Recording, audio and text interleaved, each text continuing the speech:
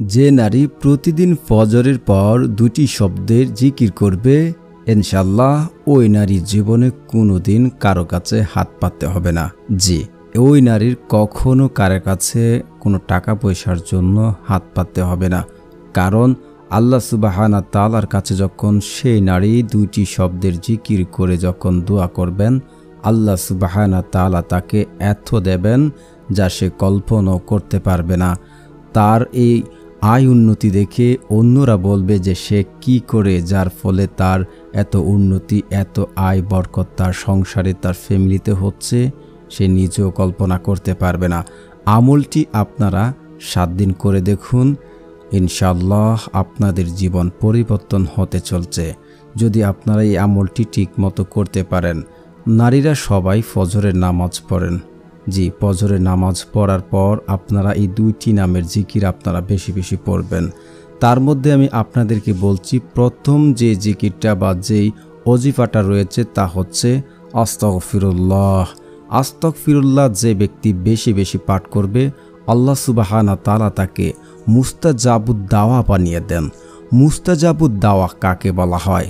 মুস্তাজাবুদ দাওয়া তাকে বলা হয় যে আল্লাহ সুবহানাহু ওয়া তাআলার কাছে কোনো কিছু দোয়া করলে আল্লাহ সুবহানাহু ওয়া তাআলা তার দোয়া কবুল করতে দেরি করেন না।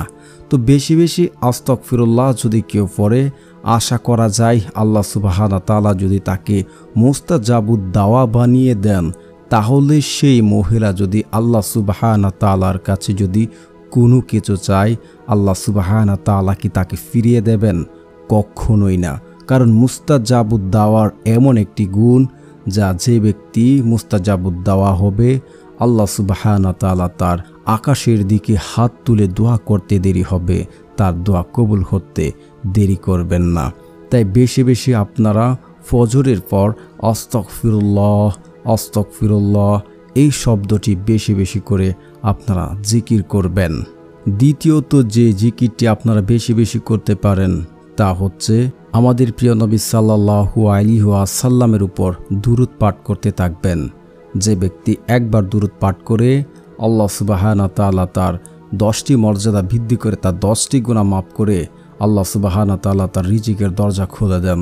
তো আমরা এখন জানতে পারলাম যে 2টি জিকির যে নারী প্রতিদিন সকালে ফজরের পর এই 2টি শব্দের দ্বারা জিকির করবে, কারো কাছে কোনোদিন তার হাত পাততে হবে না।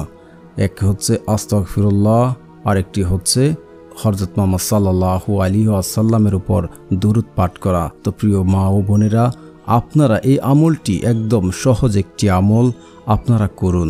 ইনশাআল্লাহ আশা করা যায় আপনাদের জীবনে পরিবর্তন হবে। আপনারা সবচেয়ে বেশি ইস্তিগফারটা আস্তাগফিরুল্লাহ পড়ুন। যদি আল্লাহ সুবহানাহু ওয়া তাআলা কবুল করেন, আপনি মুস্তাজাবুদ দাওয়া আল্লাহ বানিয়ে দেন, তাহলে আপনার মনের যত আশা আছে সব কিছু আল্লাহ সুবহানাহু ওয়া তাআলা পূরণ করে দেবেন। ধন্যবাদ এতক্ষণ ধরে ভিডিওটি দেখার জন্য।